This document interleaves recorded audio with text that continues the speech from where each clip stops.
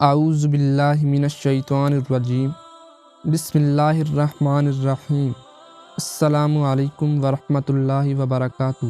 ایک 24 سالہ نوجوان ریل گاڑی کی کھڑکی سے باہر دیکھتے ہوئے چلایا، بابا دیکھیں درخت پیچھے رہ گئے ہیں۔ نوجوان کا باپ مسکرایا۔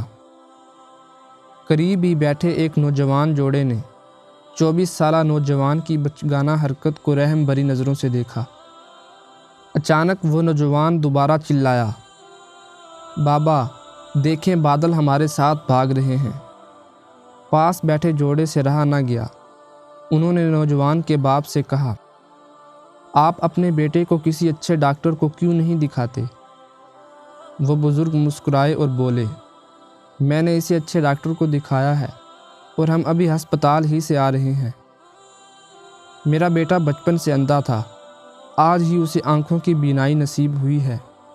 اس دنیا میں ہر انسان کی کہانی مختلف ہے، یہ لازمی نہیں کہ آپ جس زاویے سے دیکھیں وہ حقیقت بیان کرے۔ دہلی میں ایک بزرگ رہتے تھے۔ وہ یہ کہا کرتے تھے کہ تو میرا خدا نہیں، میں تیرا بندہ نہیں، پھر میں تیرا حکم کیوں مانوں؟ لوگ یہ سنتے اور ان پر لعنت بھیج کر چلے جاتے۔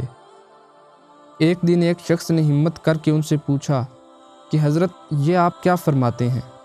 اس کا کیا مطلب ہے؟ انہوں نے کہا، اللہ تیرا بھلا کرے، اس پوری دہلی میں تو ایک شخص نکلا جس نے مجھ سے اس کا مطلب تو پوچھا۔ سنو، بات یہ ہے کہ میرا نفس مجھ سے بعض خواہشات کی فرمائش کرتا ہے، تو میں اس کو مخاطب کر کے کہتا ہوں کہ میں تیرا بندہ نہیں اور تو میرا خدا نہیں، تو میں تیرا کہنا کیوں مانوں؟ اب تم ہی بتاؤ کیا بری بات کہتا ہوں؟ لوگ خود بھی نہیں سمجھتے اور ہم سے بھی نہیں پوچھتے، بس لعنت بھیج کر چل دیتے ہیں۔